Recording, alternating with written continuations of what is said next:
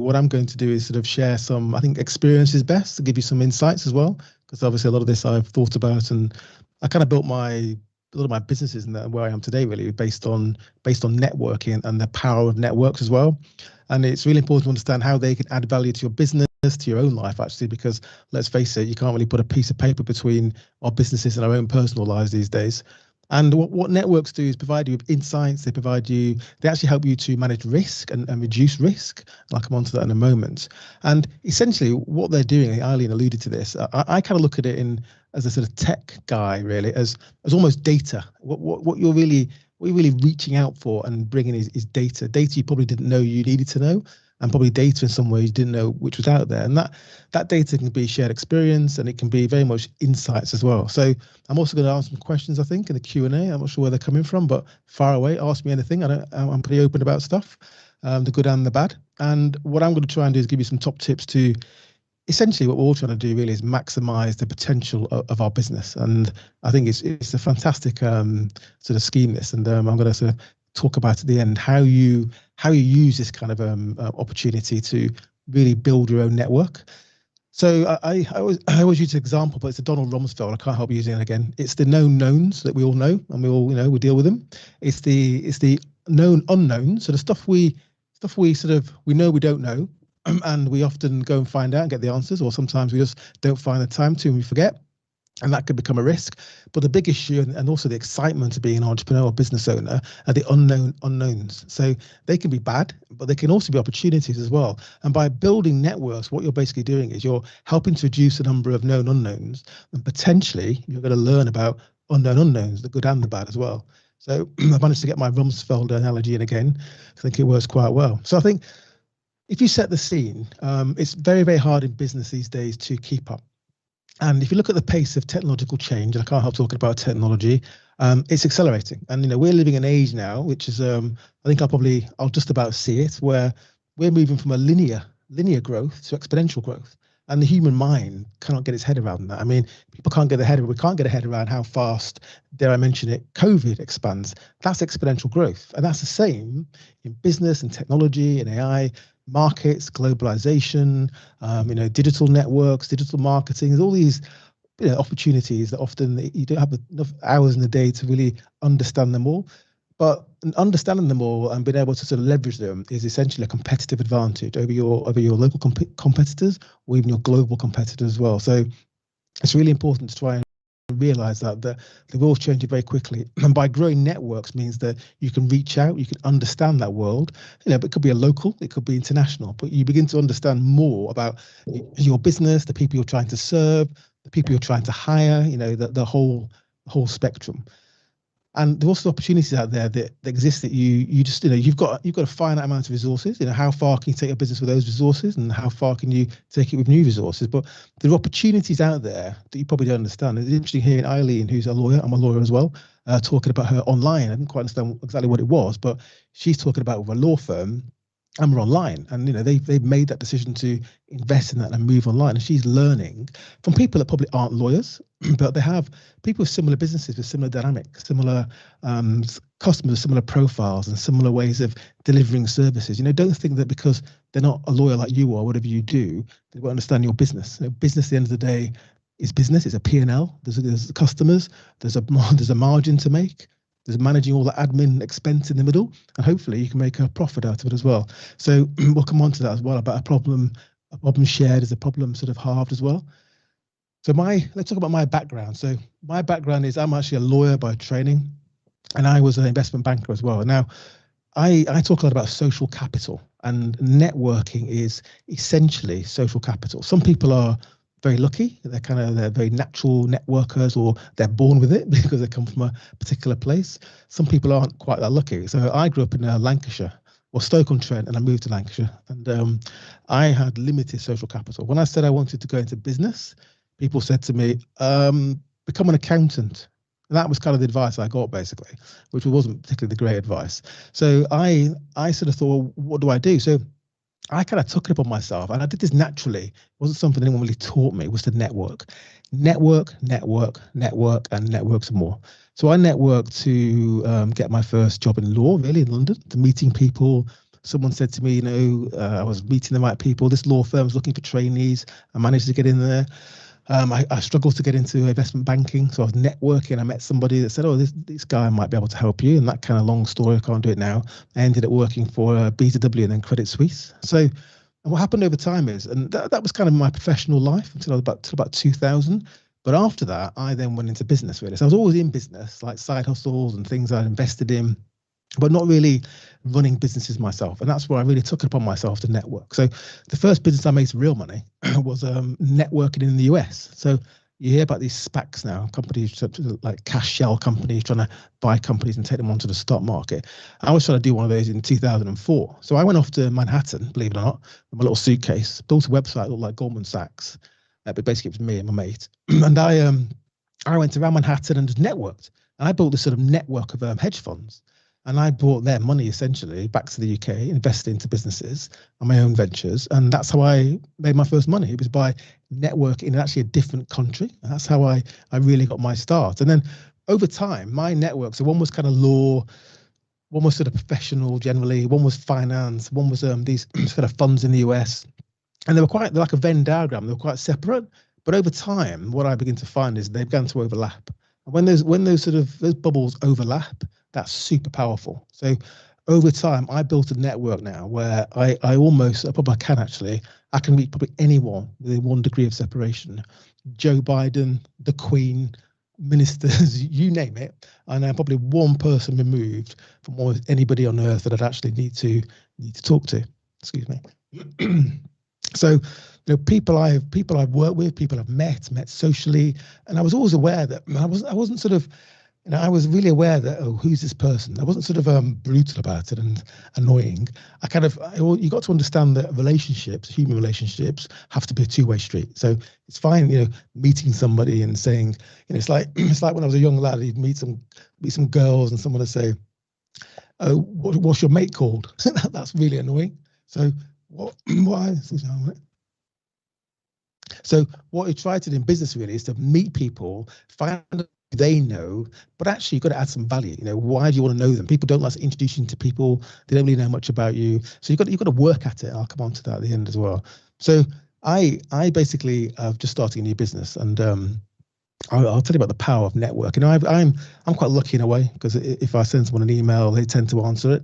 But it wasn't always like that. So all my businesses were built around network, and especially when it came to raising money. So when you look at raising money, especially sort of not venture to some extent, but also angel, that absolutely is about networking. It's about meeting somebody who invest, talking to them, talking to who they know, and sort of expanding that network. And fundraising really, especially if you're looking for sort of angel investors, is essentially about networking. Now, there are some angel networks. These are kind of I've tried to synthesize that process for you. But we're looking at helping small businesses embrace technology. And I kind of started out with an idea, and I managed to go and talk to some big suppliers and do a deal with them. But essentially, it was kind of like, well, okay, now what happens now? So I asked some people, saying, do you know anybody from this sector? Because I know enough about it, but I'm not a specialist. And they said, yeah, talk to this chap. And the third person I met actually used to be on the board of Telefonica O2, and he was a friend of a friend, and he became my chairman. So literally, the first phone call, he's called Martin. He said, I love it. I mean, how can I help you? And he became my chairman. So he basically said, okay. So we started working together. I developed the plan. And then I was kind of, well, I need some people that could help me do the engineering. So through Martin, he introduced me to some other people he'd worked with. And actually, almost my whole senior leadership team, this new business, has been sort of derived from that relationship with Martin and people that he knew. And then what I've now done is raise some finance into the business. And I've got this about 10, 15 investors now, and they come from the sector as well. So now I'm talking to my investors saying, look, can you get me into this room? Do you know this person? What can you do? Tell me about your network and explain it to me. I understand it, I assimilate it. And through that, I've been able to, and this is the power of networks, what I've been able to do is hire people, find my chairman essentially, isolate, find and close investors. And what that allows me to do is that basically accelerate my ability to execute. And that's what networks do. That's the power of it. So without my sort of existing networks and my willingness and ability to network, it would have probably slowed me down by 6 to 9 months. And as we all know, any technology startup, that's a lifetime basically. So, Mobox, my business, is essentially that everyone in the business is new. There's one chap who used to work with me, and don't need to network with him. I've got his phone number, and he's joining me. But everybody else, literally, about 10 people involved now, I found very quickly through my network, or my network's network. And that's how it works. So I often talk about, this is about scaling up. The kind of companies that I'm hopefully talking to here, you're at that stage where, you've got a product, you've got some revenue, you've got customers, you want to grow. And if you look at the Scale Up Institute research, scale ups, and there's about 36,000 of scale ups who are they can see in terms of the numbers. I think there's many more than that. I think, OECD definition is quite narrow. There's 36, I think there's probably 100,000 scale ups. So I always say that, I've got some videos about scaling up, my 5 factors. And basically what I talk about is planning, operations, people, technology, and finance. So if you look at each one of those actually and work out how does a network help you? Because what you know is that when it comes to planning, going back to my Donald's Rumsfeld analogy, you don't know what you don't know. So when you're trying to look at new opportunities and write a plan to take your stakeholders with you, how do you do that? And the idea is to reach out, talk to your customers, talk to your network, and develop that plan. And then the next one is operations. So, when you're trying to build a business, and Eileen was saying this, you don't always know how to structure your operations to be as efficient and as productive as possible. And if it's not efficient and productive, then it's going to slow you down. It's going to cost you more money. It's going to slow down your speed of execution as well. So operations, again, is somewhere where there are many, many people that might not run a business like yours, but they understand operations. So if you talk to those people, they can really, really help you. People, I've alluded to my Moblox example, where hiring good people is hard. And, you can automatically go and talk to headhunters. I'm sure there's some watching this. But at the end of the day, I've hired most people through networks. So these are people I know I've worked with. They kind of vouch for them almost. So that kind of reduces that risk, that kind of potential revolving door you get when you try to find new people and bring new people in, we're all aware of. So finding people is really about network. And I don't mean going onto digital networks and sending someone a message and hoping they respond to you. I'm not talking about that. I'm talking about actually talking to people, getting out there and pounding the pavement and actually building relationships. Technology is the other one, is where technology is this explosion of technology you can use in your business. And, the data shows it's built into industrial strategy that UK SMEs are not using technology. This is what my new business is about, not unplugging it, but they're not using it because they don't understand their options. They don't understand what they should be using and what's the most effective, efficient, and relevant for their business. So why don't you go and find out? Ask people that have a business with a similar dynamics, similar sales and marketing needs, for example, and talk about what do they use, why do they use it, what works, and that will help you procure the best solution for your business a lot faster and hopefully save some money in the process. And the big one, so I'm actually on the board of British Business Bank as well. So just to give you an idea, we went from 8 billion to 90 billion over the last 18 months, supporting small businesses. And that was kind of the bounce back loan scheme and things like that. But the big issue we found in all of our research is that small businesses, SMEs, they don't understand their financing options, because going back to social capital, that's inextricably linked to financial capital. So having social capital helps you find financial capital. And if you don't have that, it can be very hard. So actually building a network, so I was saying about angel networks or building your own angel network, is that raising finance can be very, very difficult. And if you come from a background or you're in a business where you've had your head down for 10 years and now you're thinking, I need to grow, I need some capital, my cash flow can't fund this growth, what do I do? That's where you need to reach out. That's where you need to network as well. And raising finance is a big, big part of it as well, because not getting that right could be a fundamental issue to your business and your growth plans as well. And I'll add another one, number 6, which is sales and marketing. Huge. So if you want to grow, how to grow? Are you going to do more of the same? Are you going to acquire businesses? Are you going to look out for things that are on the cheap because they're struggling? New products, new markets, new territories, all these things. As Eileen was saying, there's nothing. My mum always said this to me. There's nothing new under the sun. So whatever you think you're struggling with, whatever problem you think you've got, whatever you're sitting there thinking, oh no, I'm going to work this out. There is somebody within arm's reach almost, especially using networks like this, that will have the answer for you, that has experienced it, that can actually help you get over that hurdle as well. So, and then the last thing I'm going to talk about really is building your network. So it's, the world's changed, technologies helps you, but again, you can't rely on sending people in emails on digital platforms. It doesn't work like that. And having a shiny logo, the peer network is the kind of thing you should be getting involved in. But it's work. This is not something where you sign up, you put your email address in a box, and suddenly your inbox is full of people who want to help you with all these insights I've been talking about. It's taken me, I know I don't look it, but I'm 50 now. So the only upside to that was getting a vaccine early. So I'm 50 now, and I'm still working on my flipping network. It's still not fully formed, and I'm aware of that. And my new business has proven that as well. So the point is, it's work. And Eileen said this as well. I'm glad Eileen was before me, actually.